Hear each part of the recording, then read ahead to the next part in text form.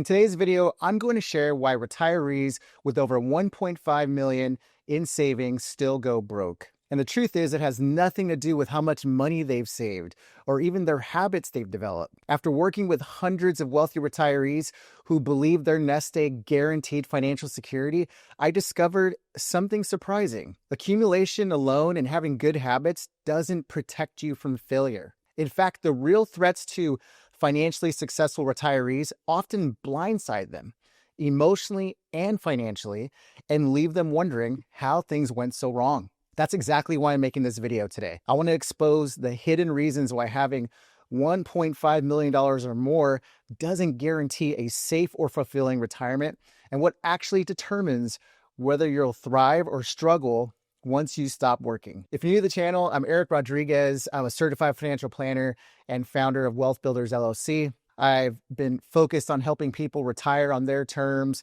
protecting and growing their wealth for the past 20 years. And I want to help you make the most out of the life you've worked so hard to fund.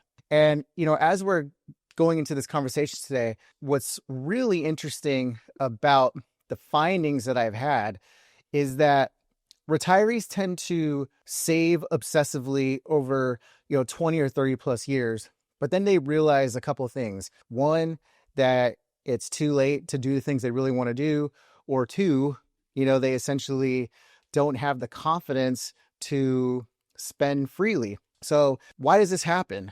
Why do smart, financially prepared people end up facing regrets? And that's what we're going to uncover next.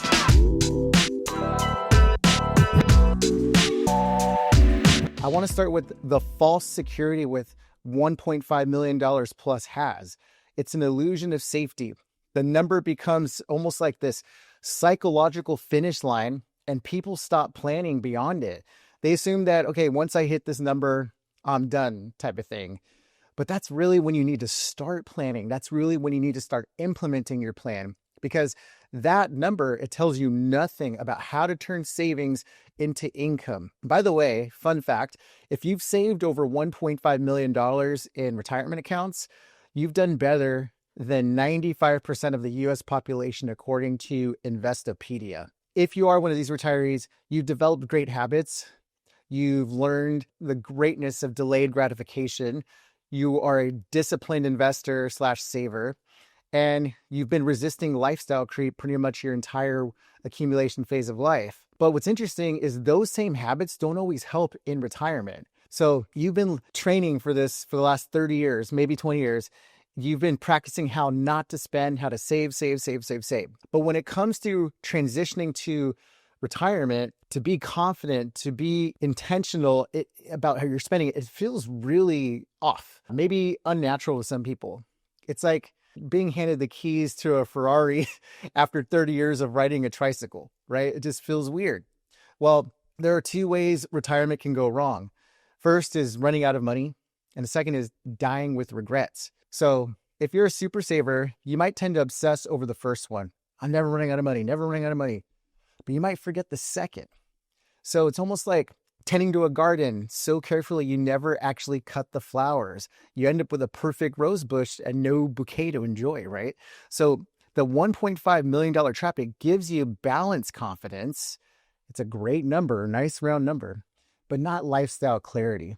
So false security leads to this overconfidence, and that leads us to the next problems. So the first problem is this: the withdrawal strategy disaster. This one's sneaky.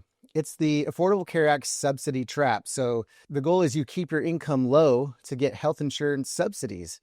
But meanwhile, if you have a lot of tax-deferred assets, for example, your IRA, if it keeps growing untouched, when required minimum distributions come into play, IRMA, Social Security, maybe widowhood tax hits, boom, it's a surprise tax bomb. So yeah, you might have saved $1,000 on premiums and you owe $10,000 more in taxes though.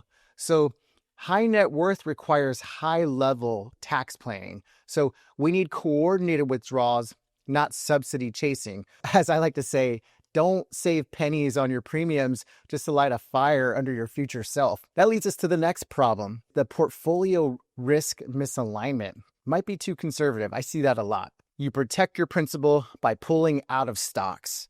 But here's the thing, inflation quietly destroys your purchasing power like termites eating away at your lifestyle. Your lifestyle costs double in 20 years. The flip side is if you're too aggressive or you're too concentrated, maybe you've made some money in a single stock. Hello, NVIDIA employees.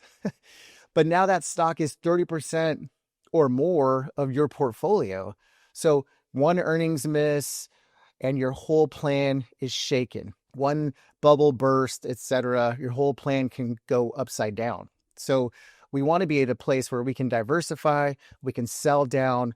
Don't let one high flyer become your entire parachute. That is a recipe for disaster. The next problem I see is the lifestyle inflation trap. So freedom feels amazing. You buy the car, you take the trip, you redo the house, give some money away, maybe to your grandkids or your kids, adult kids. But the red flags are subtle and slow. So without a spending plan, lifestyle can outpace the portfolio. And bigger purchases, vacation, homes, boats, etc., you need to love the commitment, not just the idea. So a really good best practice is, for example, if you want to buy a vacation home. I get this conversation a lot with clients when we're developing their planning. And one of the major goals people have is, I want to buy a vacation home somewhere on the lake or in Hawaii or in Cabo or somewhere, or I want to buy a mountain house. Yes, it sounds great. But my suggestion is rent first. Try before you buy. Think of it like dating. Not every vacation home is marriage material. So rent first, see if you like it, see if you love it, then move forward with the actual purchase.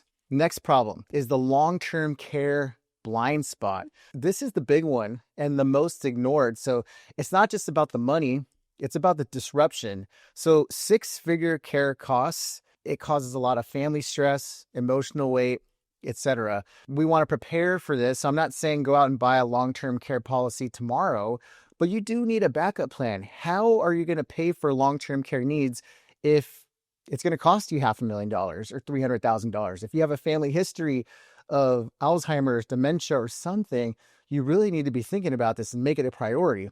A best practice too is you can look at your home equity if you own a home. And if your equity covers your long-term care risk, great.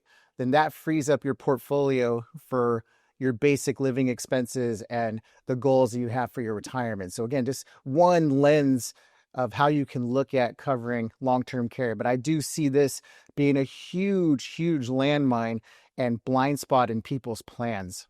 The shift from accumulation, saving, etc., to distribution, it requires a critical mindset shift. So again, the habits that built your wealth, deferral, discipline, frugality, are not the same habits that let you enjoy it. Distribution is so much different. It demands coordination, strategy, permission to spend. Yes, permission to spend. So let's walk through 4 key strategies that protect your plan in retirement. So first thing is we want to replace fixed rules with modern guardrails for income. So we want to drop the rigid 4% rule. We want to use flexible guardrails that allow you to spend more when markets do well and then scale back when they don't. So it protects your lifestyle and your legacy. It's almost like bumpers in the bowling lane. So that keeps you in play even when the throw is wobbly. The second is you want to maintain growth in the background, right? So use a 2-bucket approach. And again, you can even use 3 buckets, but for simplicity, you can have 2 buckets, have your stable short-term bucket, short-term cash for income now and emergencies. And then you have your midterm to longer-term bucket, which is growth-oriented investments to fight inflation over decades. So this system ensures you're not just forced to sell investments at a loss, which is basically like pawning your future for today's dinner. We don't want that. The next thing is you want to coordinate taxes across decades. So not just today. It's not about paying the least this year. It's about paying less over the next 15, 20, 30 years. So you can use Roth conversions. You can time IRA withdrawals. We can flatten your tax bill before the required minimum distributions hit. Many different things we can do to coordinate taxes. The next thing is hedge healthcare without killing your lifestyle. So you can have a backup plan for healthcare costs and long-term care costs, like home equity lines of credit or reserve buckets specifically for healthcare costs. And if you have the means, definitely buy a long-term care policy. But this way, your main portfolio stays intact for actual living. After all, money's no good if it's all earmarked for crisis. I had a client of mine, quick story. We'll just call them Dave and Jan, saved well, in good health, but their plan wasn't written down. So once we implemented these 4 strategies, they told me for the first time, they felt like they knew how to retire, not just hope they could. So the power of coordinated planning is really a weight lifted off a lot of people when they're getting ready to ease into this retirement period of life. So a well-written plan with guardrails, tax coordination, a long-term care healthcare backup, and long-term growth investment strategy is the best way to turn your $1.5 million plus portfolio into a lifestyle, not just a lump sum. So you now understand why financially secure retirees still go broke, and now you know how to avoid it. Working with successful retirees has taught me this. They don't struggle with saving. They struggle with knowing how to spend it wisely. And that's why I created a free video walking you through my retirement planning framework. It's helped many professionals just like you turn their savings into a confident, actionable strategy. So if you want to see how it works step by step, click the link below and watch the free training. I'll show you how to turn what you've saved into a plan you can actually follow and a plan that actually works in the real world. So thanks so much for watching, and I'll see you in the next video.